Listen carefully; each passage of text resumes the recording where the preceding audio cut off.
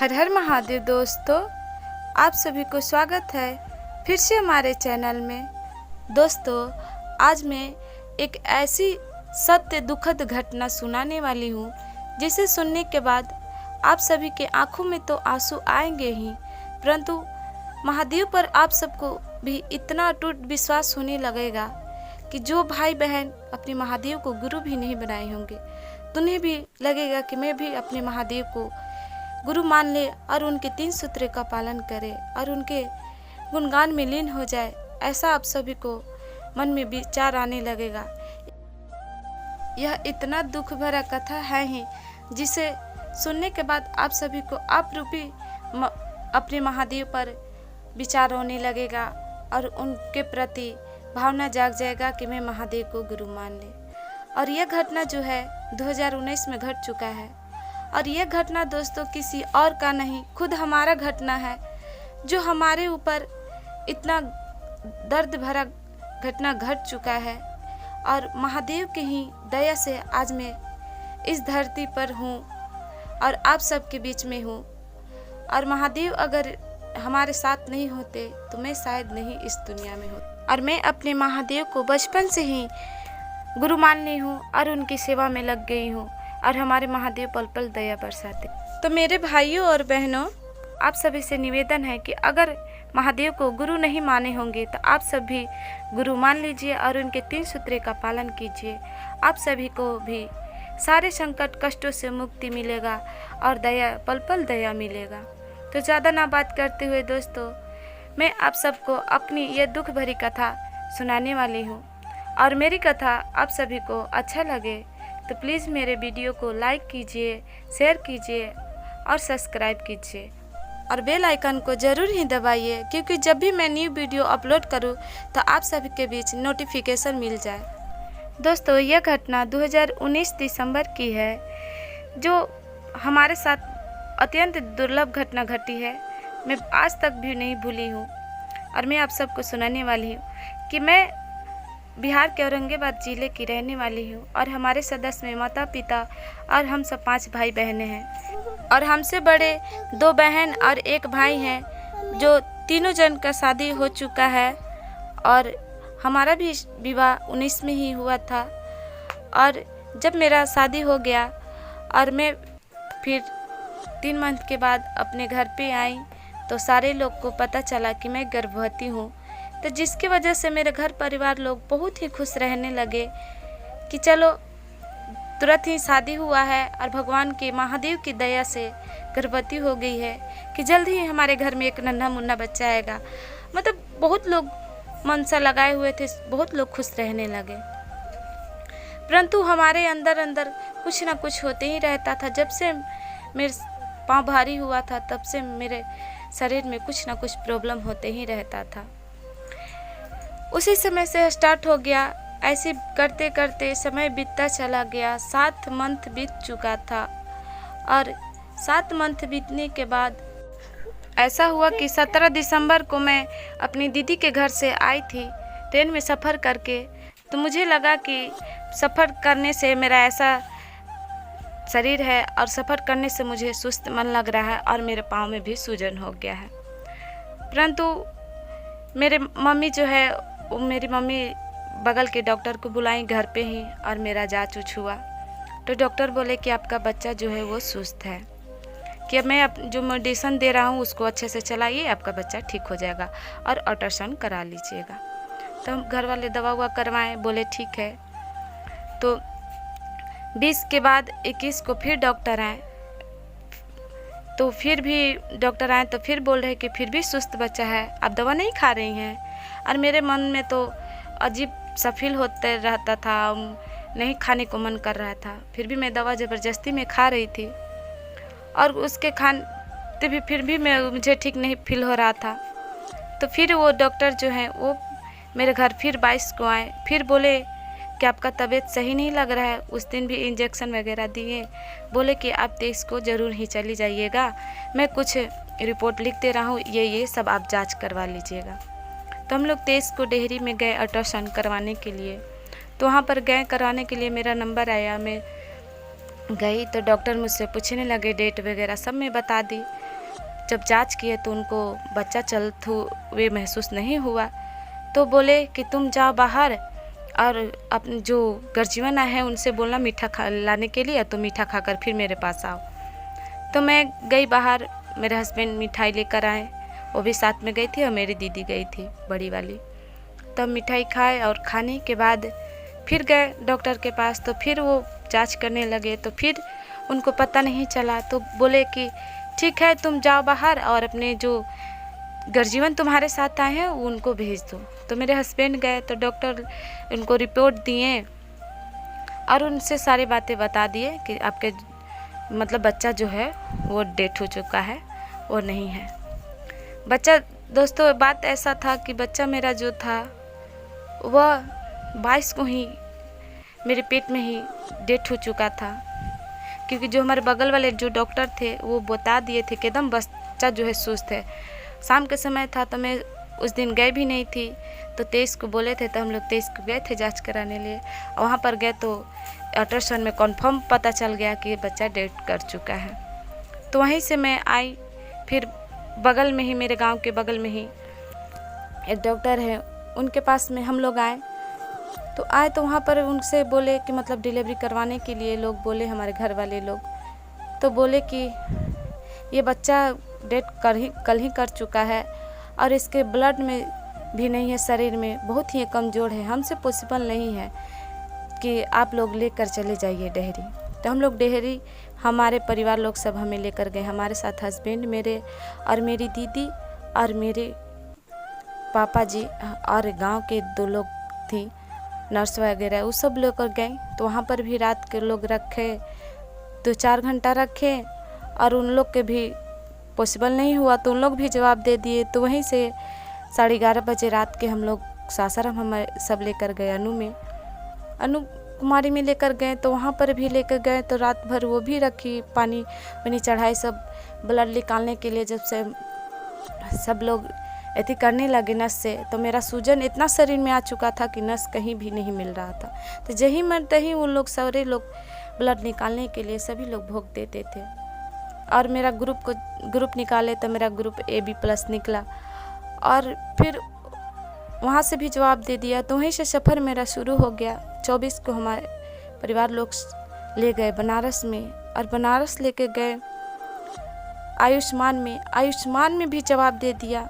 वहाँ पर भी सारे जांच उच किया तो उन लोग को भी पॉसिबल नहीं हुआ। मेरा जो सफ़र चल रहा था ब्लड के कारण ही हो रहा था। मेरे शरीर में 3 पॉइंट ब्लड था और ब्लड मेरे जो था वो पॉसिबल नहीं था, कहीं नहीं मिल रहा था। उस दिन ऐसा समस्या घटित हुआ था कि हमारे जो ग्रुप है उस ग्रुप का ब्लड नहीं मिल रहा था। तो फिर वहाँ से सबसे बड़ा बनारस के जो होता है हॉस्पिटल मैक्सवेल है, उसमें हमारे परिवार लोग लेकर गए। और पैसा के सोच लीजिए, हमारे घर में तुरंत ही शादी हुआ था, मेरे पापा को भी पैर में जख्म हुआ था। हमारे घर में बहुत ही कर्जे महाजन, मिडिल पर फैमिली है हम लोग, और हम लोग के लिए बहुत ही कष्ट होता है पैसा के लिए कि।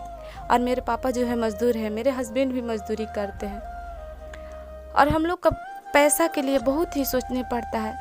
फिर भी मम्मी जो थी मेरे घर पे रोते रोते सबके घर से कहीं कैसे पैसा मांगती थी रिलेशन में, लेकिन महादेव की दया देखिए, जिससे भी मम्मी मांगती थी मेरी सब लोग दे देते थे कि नहीं आपकी बेटी है, बेटी को जान बचाइए अपना।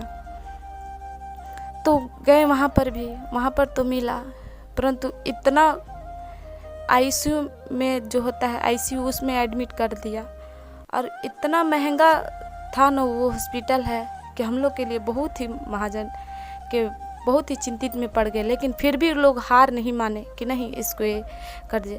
और दोस्तों मेरे शरीर का कोई भी ऐसा अंग नहीं बाकी है जहाँ लोग इंजेक्शन मुझे नहीं लगाते थे। लोग ब्लड निकालने के लिए मेरा शरीर बहुत सूज गया था, और ब्लड निकालने के लिए नस खोजते थे, लोग नहीं मिलता था, जहीं मन तहीं भोग देते थे।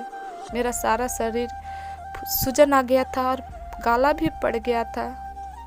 मैं बहुत दर्द में थी, परंतु अपने महादेव पर कभी भी विश्वास नहीं छोड़ी। मैं अपने महादेव के सहारे दर्द को सहते रह गई। बहुत ही मुझे दर्द होता था। फर्स्ट टाइम था मुझे, मैं ये सब बातों से अनजान थी, परंतु मैं सुन ली थी कि मेरा बच्चा जो है वो डेथ कर चुका है, फिर भी महादेव पर विश्वास की थी। कि जाने दो, अभी फिर समय आएगा, मेरा भी जीवन अभी खत्म नहीं हुआ है, अभी बहुत लंबा सफ़र जीना है मुझे। एक बार मिला तो भगवान दिए, छीन लिए तो उससे हमको कोई दिक्कत नहीं है, परंतु हमारे साथ जो कष्ट हो रहा था, मैं बहुत ही दर्द बर्दाश्त करती थी, परंतु अपने महादेव से विश्वास नहीं खोई थी और महादेव पर बहुत ही विश्वास रखी थी और उन्हीं के सहारे में उस समस्या से लड़ते रह गए। उस हॉस्पिटल में 3 दिन बीत गया और एक दिन का बेड चार्ज 8,000 रुपया लेते थे। लोग सोच लीजिए हमारे के मिडिल परिवार के लिए कितना दयनीय स्थिति था। और जिस दिन हमारा डिलीवरी हुआ था उस दिन भगवान के देखे इतनी ठंडी थी वहाँ पर, और उस दिन सूर्य भी ग्रहण था, सुबह 8 बजे से लेकर 2 बजे तक था। भगवान के भी कष्ट था, हमारे ऊपर भी कष्ट था, फिर भी उस समस्या से हम लड़ते रहे। महादेव पर विश्वास मुझे नहीं पता था, मैं कभी कुछ नहीं करती थी कि नहीं कि मेरे महादेव पर अटूट विश्वास है, उनके प्रतिदिन पूजा करती थी कि मेरे साथ ऐसा महादेव बिल्कुल नहीं होने देंगे। मैं नहीं मानती थी, मुझे पता था कि मेरा बच्चा डेथ कर चुका है, परंतु मैं अपने मन को मना नहीं पा रही थी कि हाँ मेरा बच्चा डेथ कर चुका है। और मुझे दर्द बहुत होता क्योंकि और मेरा बच्चा जो डेथ किया था वो सड़ गया था, जैसे पानी में अमीबा होता है ना, हरा हरा टाइप सा, उस तरह के मेरा ब्लड जो हो उस तरह के हो गया था। सभी लोग डॉक्टर लोग बोलने लगे कि ये बाबा ये क्या है। और इधर मेरी माँ को तो हालत ही नहीं था।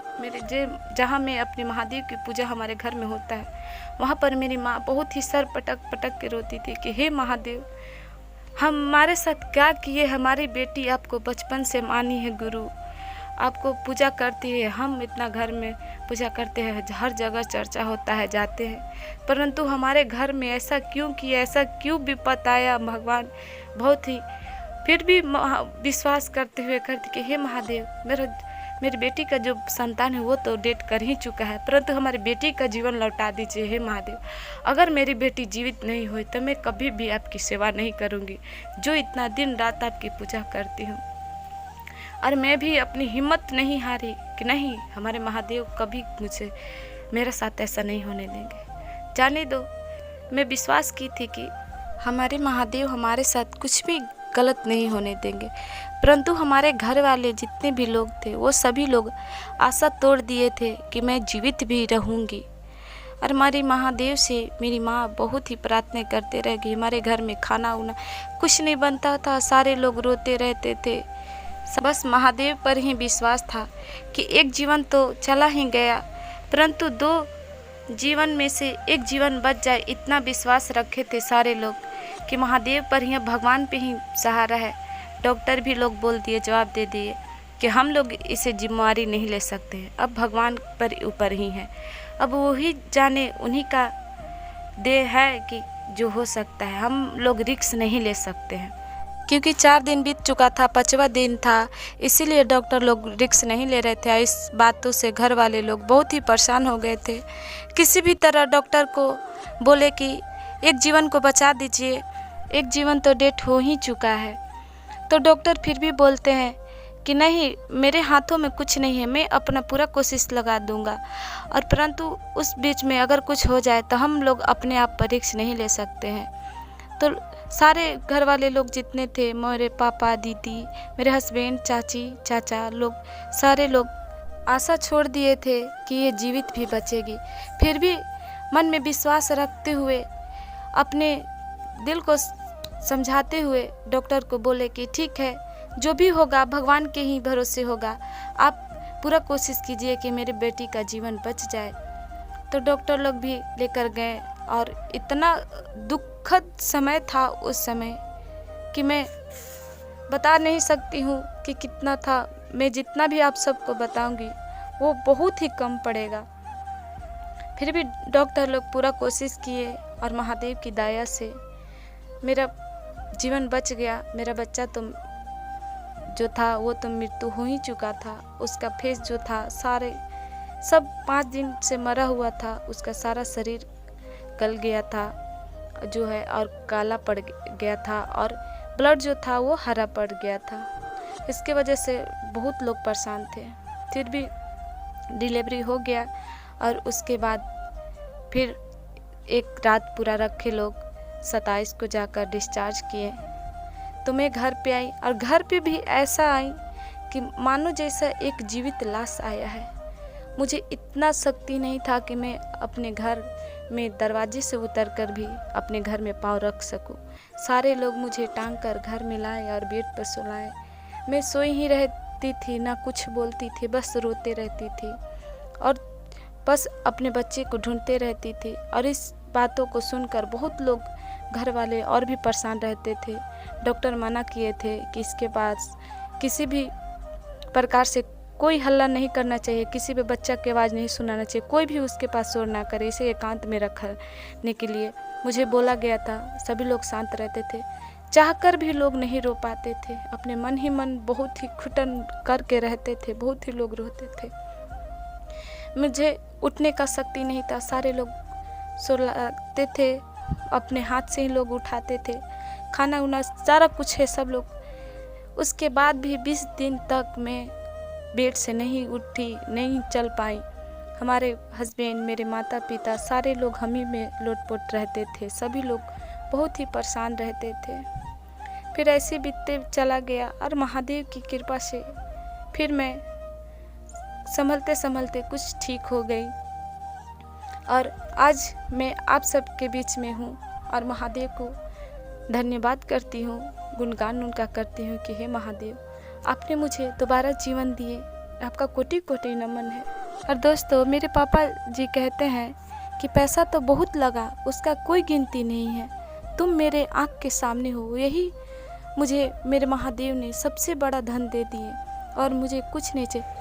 और हमें चाहे कर्ज चुकाने में समय कितना भी क्यों ना लगे, मुझे उससे कुछ नहीं फर्क पड़ता है, परंतु तुम जीवित होना यही मेरे लिए बहुत ही बड़ा धन है और मैं भगवान को दुहाई देता हूँ। और दोस्तों, मेरी कहानी आप सभी को पसंद आई होगी तो प्लीज़ मेरे कमेंट बॉक्स में महादेव का नाम ज़रूर ही लिखिएगा। और आप सभी को हमारे महादेव दुख दर्द संकट से दूर रखे, मैं आप सभी के लिए प्रार्थना करती हूँ कि मेरे जितने भी भाई बहन इस कथा को सुन रहे हैं और नहीं भी सुन रहे, सभी भाइयों और बहनों पर दया बरसाइए और अपना कृपा उन सभी पर बनाए रखिए। आपसे मेरा तहे दिल से निवेदन है, हे महादेव दया कीजिए, महादेव दया कीजिए। आप सभी को हर हर महादेव।